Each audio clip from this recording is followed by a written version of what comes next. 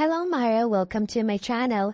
Mare, alam mo ba, Jessie Mendiola nagpaalam kay Luis Manzano if pwede bang magkaroon ng romantic scenes with Gerald Anderson? Tara, let's spill the tea.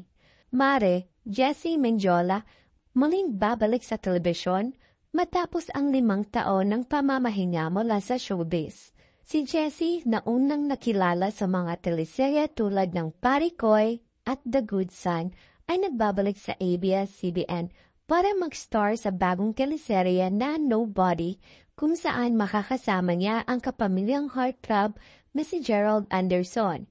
Pero bago magsimula ang taping, ang aktres ay may mga nakakaaliw na kwento, lalo na tungkol sa suporta ni Luis Manzano at ng kanyang mother-in-law na si Vilma Santos sa kanyang showbiz comeback. Ayon kay Jessie, bago siya magsimula sa kanyang teleserye, nagpaalam siya kay Luis Manzano tungkol sa mga romantic scenes na posibleng gawin nila ni Gerald Anderson sa kanilang teleserye. Ang kanyang tanong kay Luis Manzano, "Love, okay lang ba na may mga romantic scenes?" At ang sagot ni Luis Manzano, "Wala sa akin yun, love. Sanay na sanay nga ako kay Momski."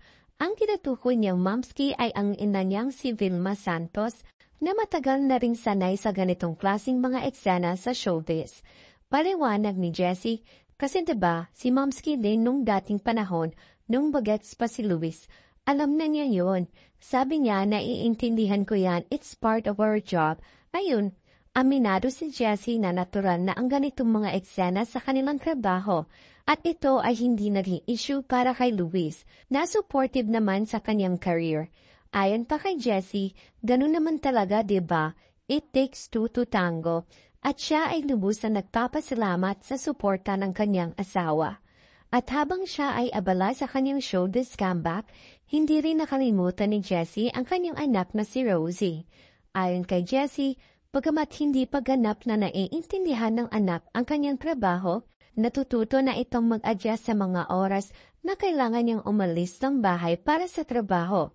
Pahayag ni Jessie, dati umiiyak siya kapag nakikita niyang aalis ako, pero ngayon, mas nauunawaan na niya. Nakakatawa nga, kasi kahit magtatrabaho ako, naiintindihan niyang babalik ako.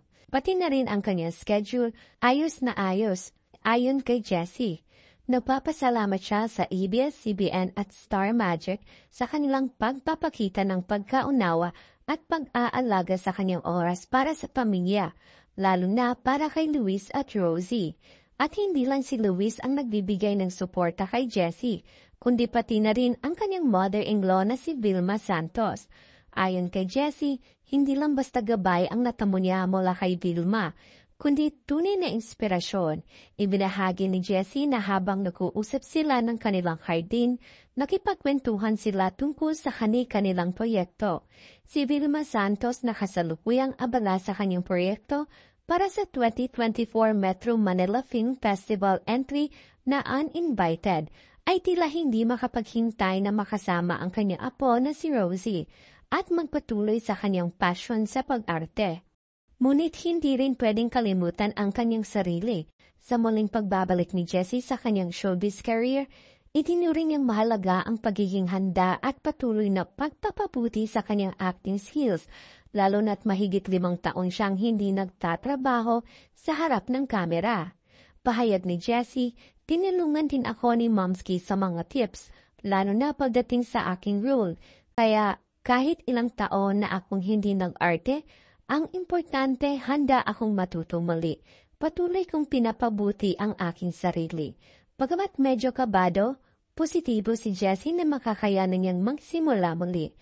Sinabi niya rin na maghahanda siya ng mabuti at magbabalik loob sa kanyang trabaho, lalo na para sa kanyang pamilya.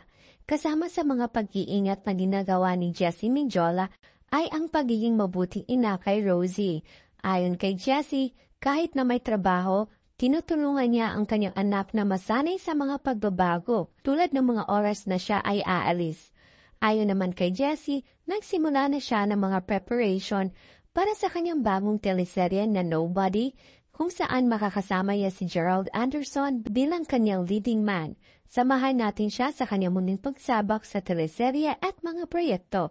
at sana magtagumpay siya sa kanyang pagbabalik sa industriya. Tunay nga ang suporta ng pamilya katulad ng kay Vilman Santos ay isang malaking tulong para sa isang artistang tulad ni Jessie Mendiola. Yun lang, Mare. Thank you for watching, Mare, and subscribe for more. Don't forget to watch the other videos.